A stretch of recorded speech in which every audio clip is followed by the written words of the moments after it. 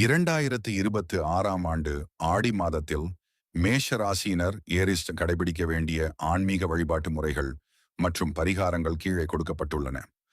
ஆடி மாதத்தின் முக்கியத்துவம். ஆடி மாதத்தில் சிவபெருமான் ஆழ்ந்த நிஷ்டையில் இருப்பதால் உலகத்தை காக்கும் பொறுப்பை அம்பிகை ஏற்றுக்கொள்வதாக ஐதீகம் உள்ளது.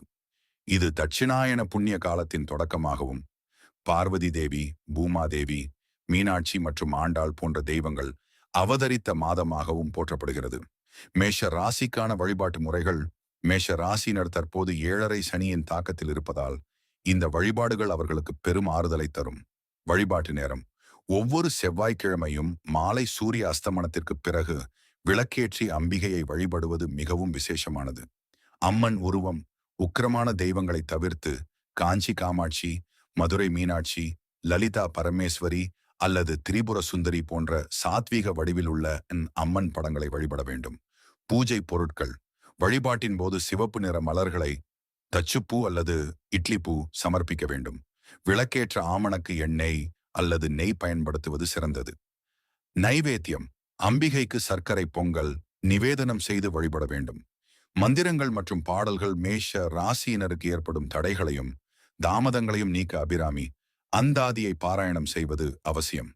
ஒவ்வொரு செவ்வாய்க்கிழமையும் உங்களால் முடிந்த அளவு 10 பாடல்கள் அல்லது முழுமையாக 100 பாடல்கள் பாராயணம் செய்யலாம். இது உங்களுக்கு தேவையான மனோபலத்தையும் தைரியத்தையும் தடைகளை தாண்டும் ஆற்றலையும் அம்பிகை வழங்க உதவும்.